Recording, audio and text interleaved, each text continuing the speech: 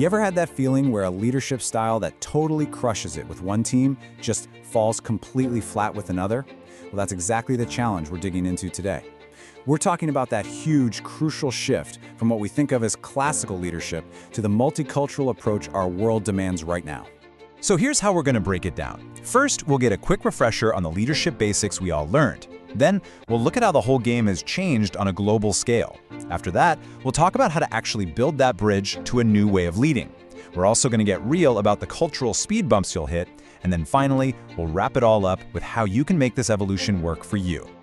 All right, so before we can really get a handle on where leadership is going, we've got to be solid on where it's been. Let's start with those fundamental ideas that have pretty much shaped how we've all traditionally thought about being a leader. I'm sure you recognize these, right? You've got your top-down, authoritative style, the more collaborative, democratic leader, and of course, the inspiring, transformational type. For a long, long time, these have been the main tools in the leadership toolkit, kind of like our default settings. But here's the kicker.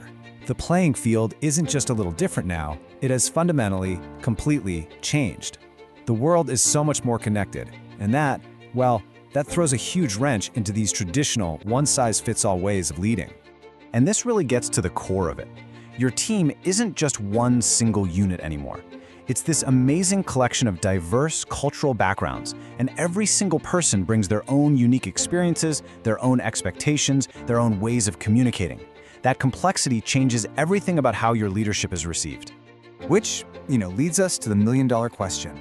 What do you actually do when your direct, clear instructions come across as aggressive? Or when your collaborative approach is just seen as being wishy-washy? How in the world do you lead when your message just gets lost in cultural translation?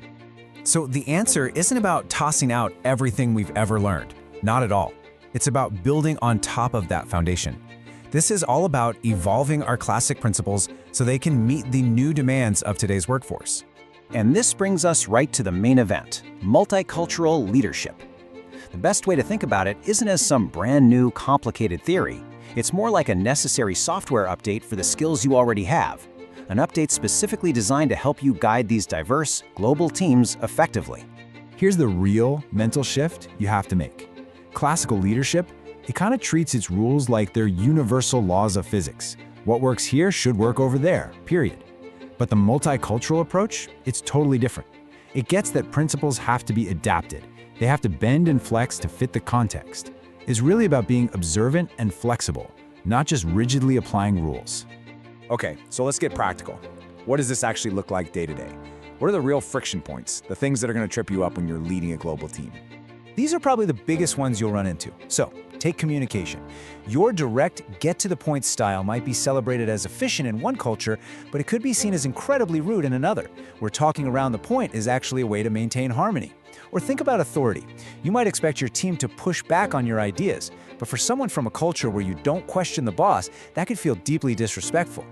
Even a simple word like teamwork can mean totally different things. It's in these little misalignments that all the frustration and gridlock really start to build up. All right, we've seen the problem, we've talked about the solution. Now let's pull it all together and really focus on the key takeaways, how you can start putting this into practice for yourself. And here is the bottom line, the most important point. This ability to understand all these cultural details and to adapt your style, it's not a nice-to-have soft skill anymore. It's not optional. In today's world, it is an absolutely essential core competency for any leader who wants to be effective, period. So what's your game plan? It really starts with 3 steps.